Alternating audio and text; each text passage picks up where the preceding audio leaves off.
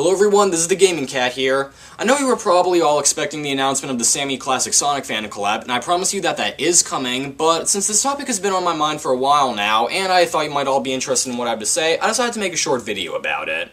Even though I don't talk about it much, Super Smash Bros. Is a very important series to me.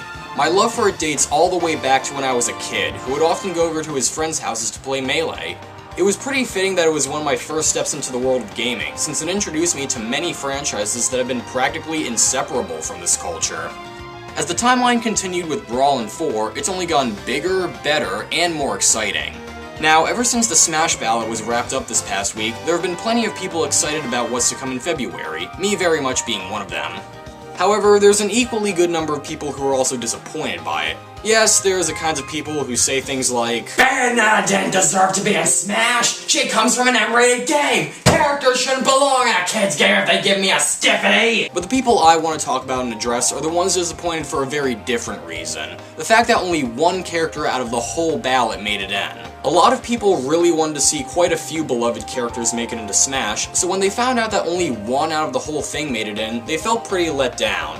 And as unbelievably excited and joyous as I was to find out that the character I happened to vote for made it in, I will admit that a small part of me was a little let down to find out that only one character from the ballot made it in. I mean, this was something where hundreds, if not thousands of characters were voted for, so it seems odd that only one out of the whole thing would make it in.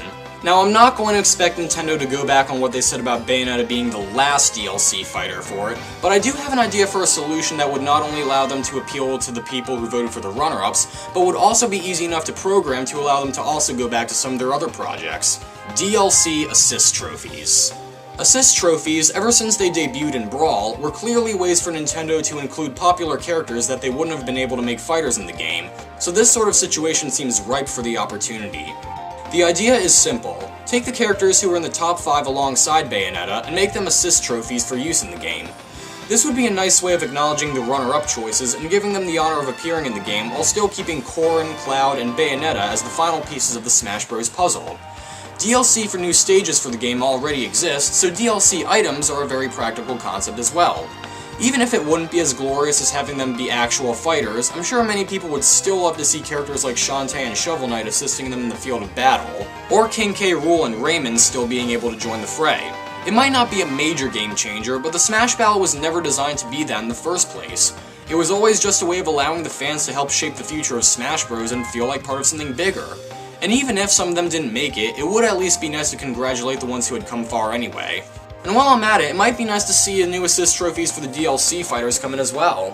Perhaps Guile or Chun-Li from Street Fighter, Tifa or Sid from Final Fantasy VII, and Jean or Madama Butterfly from Bayonetta. It also stands to reason that the DLC assist trophies should be sold in a bundle, pricing at about $1 to $2. Not as high as the stages or characters, but still at a reasonable price. Overall, it would be a good way of continuing to add content to Smash Bros. While not just adding in new characters willy-nilly. It's important to keep yourself from stretching out too thin, but at the same time, I think it would be a good way of compensating for the fact that, from a certain point of view, the Smash Ballot results were a little underwhelming. So that's all I had to talk about today. I know that Nintendo will probably never see this, but I still think it's an interesting idea to consider. At the very least, I found it plausible and fun, and I wanted to see what other people think of it as well. Let me know what you think in the comments below, and I'll try to read them when I'm not working on my next YTP. This is the Gaming Cat, wishing you all the best of luck.